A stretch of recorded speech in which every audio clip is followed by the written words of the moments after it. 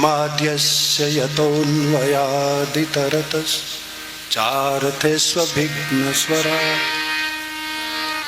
तेने ब्रह्मरुदाययादिकवये मुह्यन्ते यत्सुरय तेजोवारी मृदां यथा विनिमयो यत्र त्रिसर्गो मृषा धाम्ना स्वेन सदा निरस्तकुहकं सत्यं परं धीमहि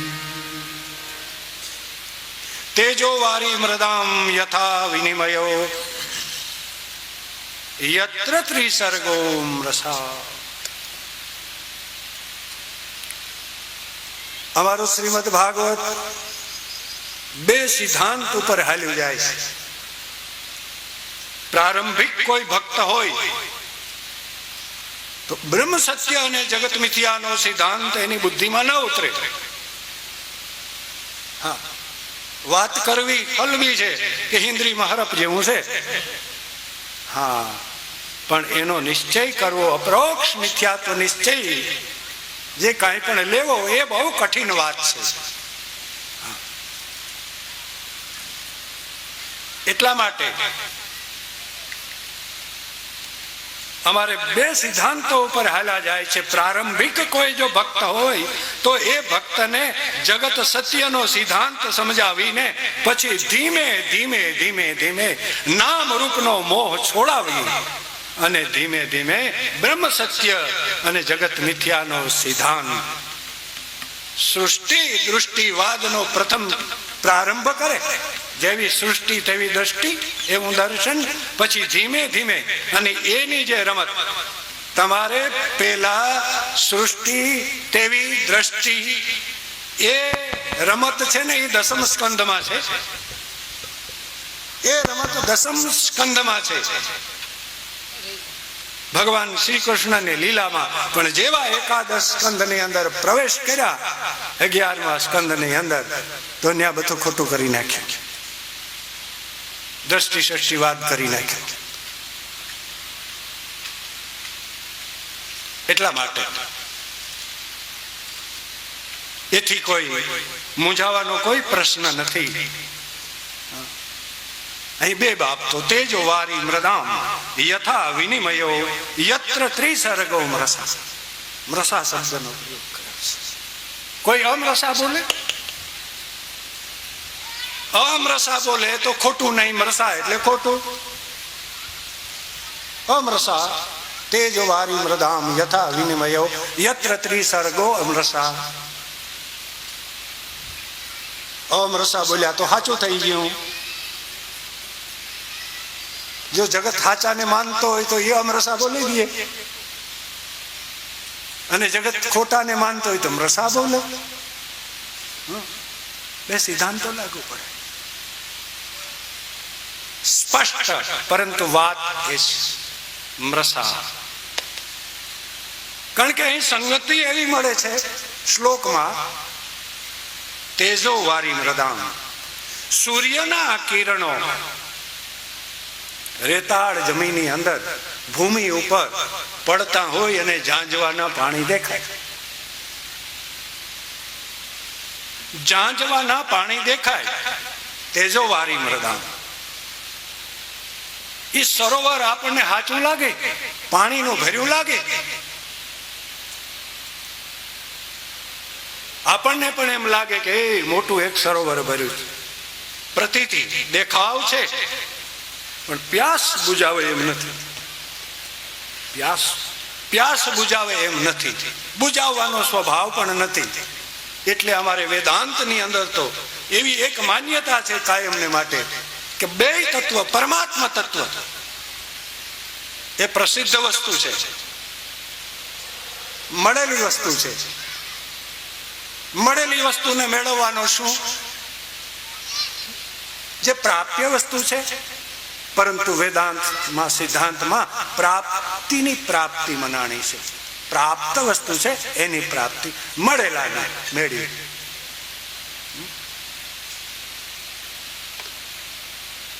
તો આ આવું જે માત્ર પ્રતીતિ, માત્ર જે દેખાવ, એનો ત્યાગ શું? જેમાં હેયની ઉપાદેયની ભાવના બનતી નથી. ઉપાદેયની ભાવનાનો અર્થ એ થાય કે મારે કંઈક મેળવવું છે, મારે કંઈક જીવનમાં ઉપાદેય છે, હું ઉપાદેય કરી લઉં, પ્રાપ્ત કરી લઉં, એને ઉપાદેય કહેવાય. ને જીવનમાં કંઈક હેય છે, મને આ ગમતું નથી, મારાથી આ દૂર રહીએ, ત્યાજ્ય, એને હેય કહેવાય. પરંતુ સંસારના પદાર્થોમાં હેય ને ઉપાદેય બને. ને જ્યાં હેય ને ઉપાદેયની ભાવના હોય ત્યાં રાગ ને દ્વેષ હોય, જ્યાં રાગ ને દ્વેષ હોય ત્યાં ધર્મ ને અધર્મ હોય, જ્યાં ધર્મ ને અધર્મ હોય ત્યાં પાપ ને પુણ્ય હોય, પાપ ને પુણ્ય જ્યાં હોય ત્યાં સુખ ને દુઃખ હોય. આનું નામ છે સંસાર. પરંતુ અમારી એક ભૂમિકા આવી કે એક ભૂમિકા ઉપર અમે જ્યારે જઈએ છીએ, બેસીએ છીએ, ત્યારે હેય ઉપાદેયની ભાવના મટી જાય. પરમાત્મા તત્વમાં ઉપાદેયની ભાવના બનતી નથી. અમારું સ્વરૂપ છે, અમારો આત્મા છે, મળેલો છે, એટલા માટે ઉપાદેય નથી. માયા એ વસ્તુ કાંઈ નથી. ઝાંઝવાનું પાણી છે, એને ત્યાગ ન કરી શકાય. એને કઈ રીતે છોડી શકો તમે? કઈ રીતે એનો તમે ત્યાગ કરી શકો? એને કઈ રીતે હેય બનાવી શકો? હા, માત્ર વસ્તુ એટલી, એ પણ હેય ઉપાદેય બનતું નથી, એનો પણ ત્યાગ કરી શકાતો નથી. તો શું કરવું? અમારા શાસ્ત્રો કહે છે, અમારા ધર્મ ગ્રંથો કહે છે, તો બસ સમજી જા.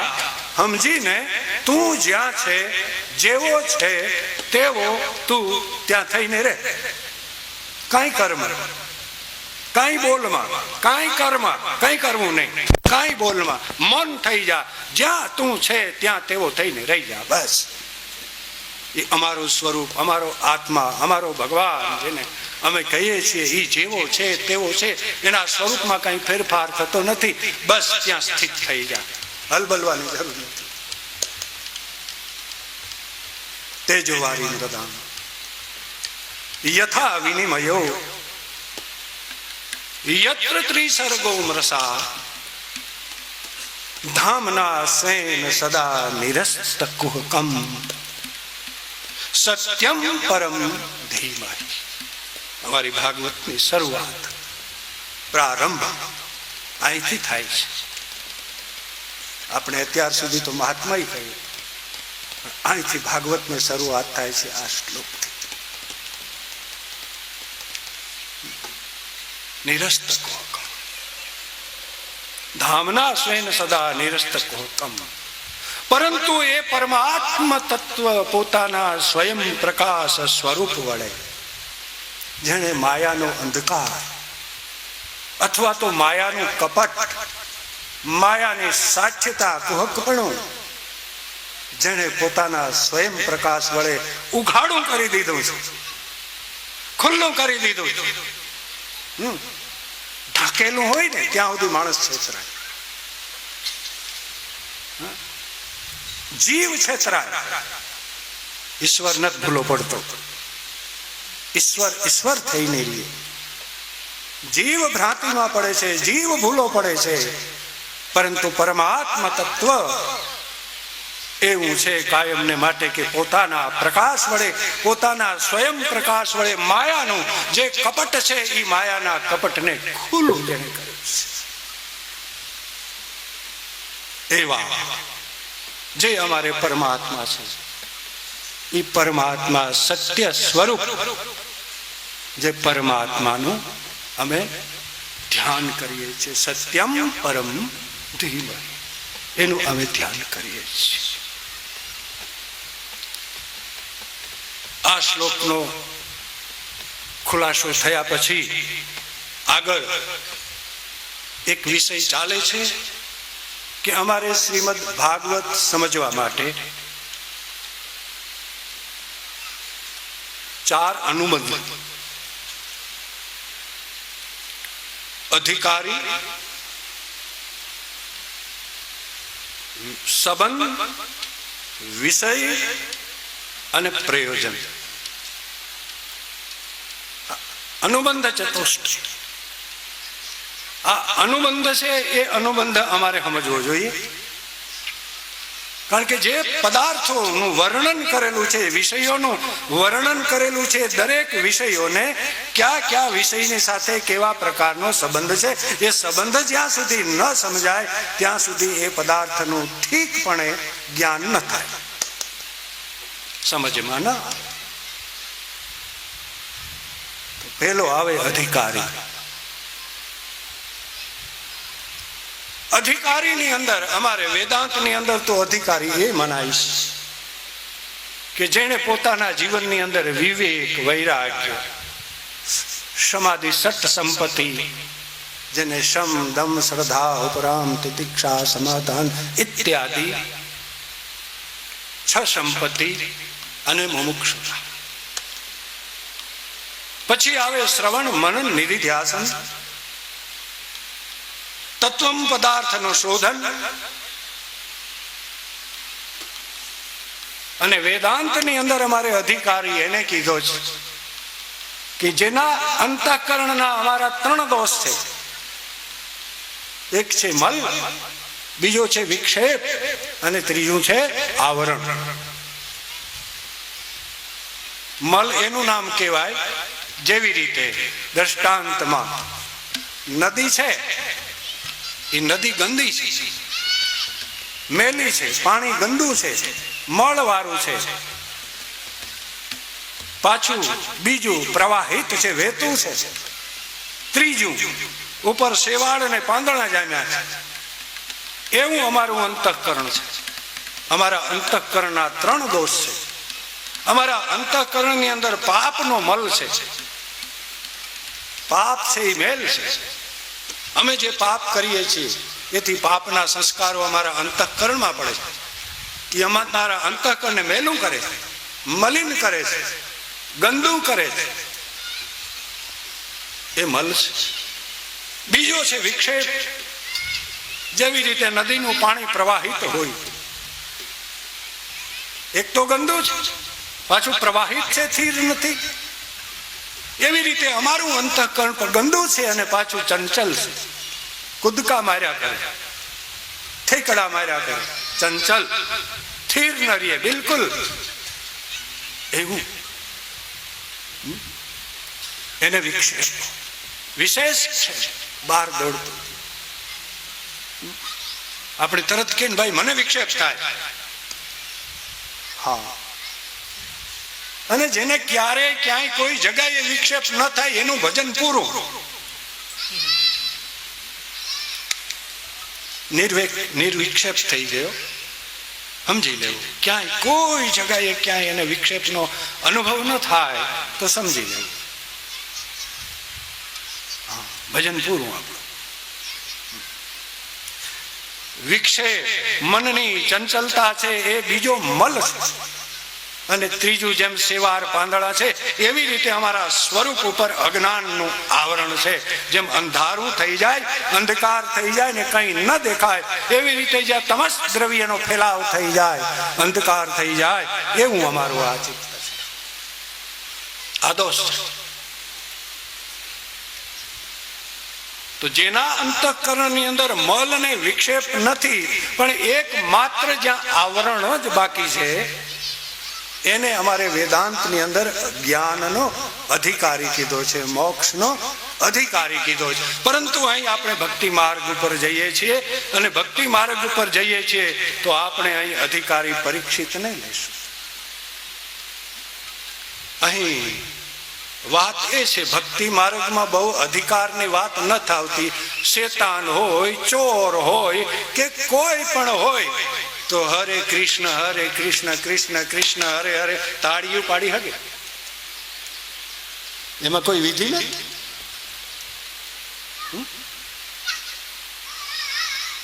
હા, એટલે જ અમારે મુશ્કેલી થાય કે કથામાં એવા માણસો બેઠા હોય કે બધા ભગત લાગે. ન લાગે? અત્યારે મને બધા ભગત દેખાય છે. હા, પરંતુ પોતાનો સ્વભાવ વખત આવે જ્યારે પ્રગટ કરી દે છે, હોય એવું દેખાઈ જાય.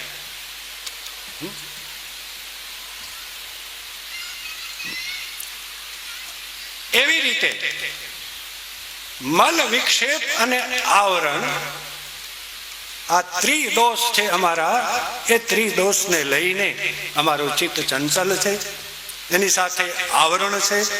તો જેના અંતઃકરણની અંદર માત્ર એક આવરણ છે એ અધિકારી છે. પરંતુ અહીં ભક્તિ માર્ગની અંદર તો અધિકારીની વાત નથી, પણ આપણે અધિકારીની વાત પરીક્ષિતને કરશું, કારણ કે પરીક્ષિત એક એવો અધિકારી છે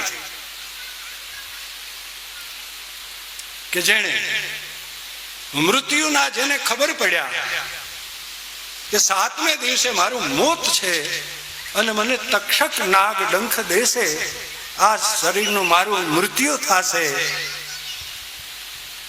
તો એ પરીક્ષિત રાજાને ઋષિના શાપને લઈને એને નિશ્ચિત થઈ ગયું કે મૃત્યુ થવાનું છે. તો તુરત જ એ જ ક્ષણે જે કાંઈ પણ રાજ સંપત્તિ, ધન, પુત્ર, રાણીઓ, સમૃદ્ધિ, જે કાંઈ પણ જેટલી પોતાની સંપત્તિ, ચક્રવર્તીપણાનું રાજ્ય હતું, એ રાજ્ય બધાની એક ક્ષણે જ આસક્તિ તોડી નાખી. એ જ ક્ષણે. અને અનશન વ્રત લઈને ગંગાના તટ પર જઈને વિરાજમાન થઈ ગયો. એ પરીક્ષિત રાજા એક એવો શ્રોતા છે, એક એવો અધિકારી છે કે જેણે પોતાના જીવનમાં 7 દિવસની અંદર ભગવાન પરબ્રહ્મ પરમાત્માનો અનુભવ લીધો. નથી એને કાંઈ કરવું પડ્યું. યોગ, જપ, તપ, આસનો, પ્રાણાયામ કશું કરવું પડ્યું નથી. માત્ર શ્રવણ માત્રથી, શ્રવણનો કેટલો મહિમા છે એ અમારું ભાગવત બતાવે છે. પરીક્ષિત રાજાની માફક જો એવી રીતે જો શ્રવણ થાય, કારણ કે 6 દિવસ થઈ ગયા છે, નથી અન્ન પાણી લીધું. સદગુરુ કાયમને માટે દયાળુ હોય છે, કરુણાશીલ હોય છે. એને એમ થાય પરીક્ષિતને ક્ષુધા અને પીપાસા, માણસને ભૂખ અને તરસ માણસને કેવા પ્રકારની પીડા કરે છે એ પરીક્ષિતનું દ્રષ્ટાંત છે. પરીક્ષિત રાજા એક પવિત્ર રાજા હતો, પાંડુ વંશનો હતો, જેની વંશ શુદ્ધિ પણ હતી. માતૃપક્ષ પણ જેનો પવિત્ર હતો, પિતૃપક્ષ પણ જેનો પવિત્ર હતો, અન્યાયનું ઘરમાં અન્ન નહોતું આવતું, અન્નની પણ જેની શુદ્ધિ હતી અને આત્માની પણ જેની શુદ્ધિ હતી. આવો પરીક્ષિત રાજા પવિત્ર વંશમાં, અને દરેક પ્રકારની પવિત્રતા પરીક્ષિત રાજામાં હતી. છતાં એક ભૂલ કરી નાખી, એક અપરાધ ઋષિનો કરી નાખ્યો, એના ગળામાં સાપ નાખ્યો, અને એ સાપને લઈને એ ભૂલનો દંડ એને આવ્યો, મૃત્યુ દંડ આવ્યો. પરંતુ સાવધાન થઈ ગયો. આગળ કથા ચાલશે. આવો અધિકારી પરીક્ષિત રાજા છે.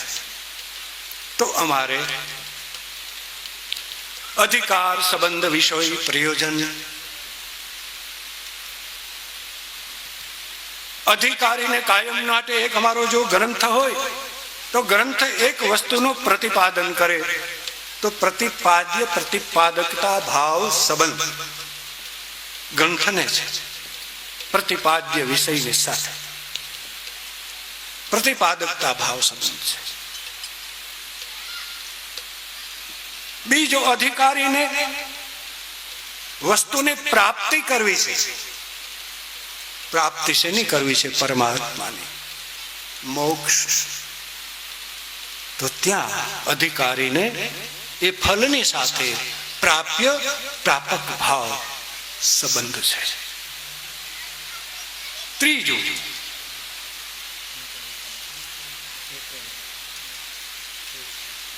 અધિકારી અને એ સંબંધ પ્રયોજન, આ બધું જે છે એમાં પ્રાપ્ય પ્રાપક ભાવ સંબંધ, અને બીજો અધિકારીને કર્તૃ કર્તવ્ય ભાવ સંબંધ. વિચાર એ કર્તવ્ય છે, એને માટે વિચાર કરવો એ કર્તવ્ય છે. તો એ કર્તૃ કર્તવ્ય ભાવ સંબંધ છે.